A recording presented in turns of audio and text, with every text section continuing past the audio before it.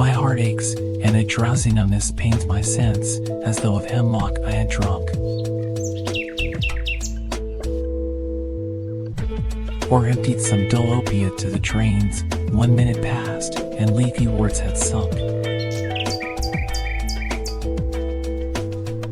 'Tis not through envy of thy happy lot, but being too happy in thine happiness, that thou, light wind dry of the trees, in some melodious plot of beach and green and shadows numberless, singest of summer in full-throated ease. Oh, for a draught of vintage that hath been cooled a long age in the deep dealt earth.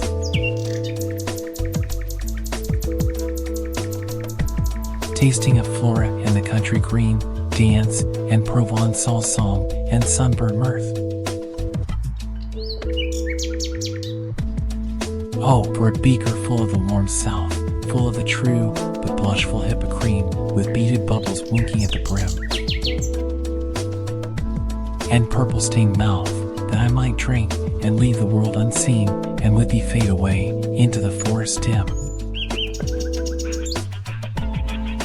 Fade, far away, dissolve, and quite forget what thou among the leaves hast never known. The weariness, the fever, and the fret here, where men sit and hear each other groan.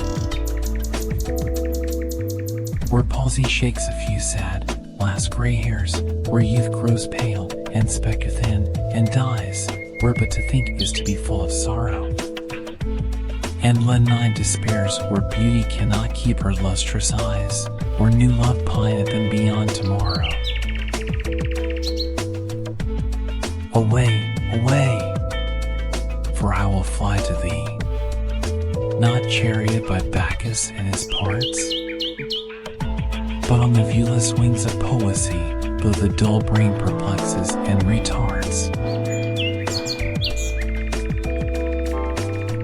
Already with thee, tender is the night, and happily the queen moon is on her throne, clustered around by all her starry face. But here, there is no light, save what from heaven is, with the breezes blown through verdurous glooms and winding mossy ways. I cannot see what flowers are at my feet, nor what soft incense hangs upon the boughs. But in embalmed darkness, guess each sweet, wherewith the seasonable month endows.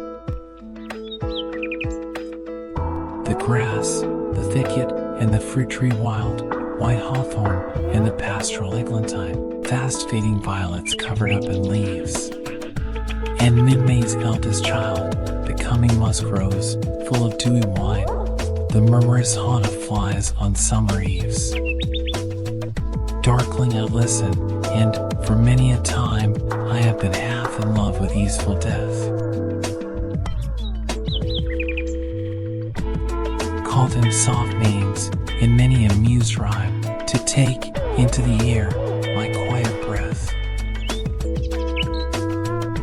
Now more than ever seems it rich to die, to cease upon the midnight with no pain, while thou art pouring forth thy soul abroad.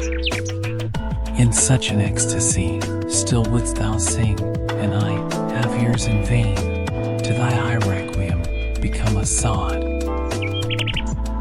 Thou wast not born for death, immoral bird, no hungry generations tread thee down. The voice I hear this passing night was heard in ancient days by emperor and clown. Perhaps the self-same song that found a path through the sad heart of Ruth when, sick for home, she stood in tears amid the alien corn. The same that oft times hath charmed magic casements opening on the foam of perilous seas in fairy lands forlorn. Forlorn. The very word is like a bell to toll me back from thee to my soul's self. Adieu. The fancy cannot cheat so well as she is famed to do, deceiving elf. Adieu, adieu, thy plaintive anthem fades, past the near meadows, over the still stream, up the hillside, and now 'tis buried deep in the next valley glades. Was it a vision, or a waking dream? Fled is that music. Do I wake, or sleep?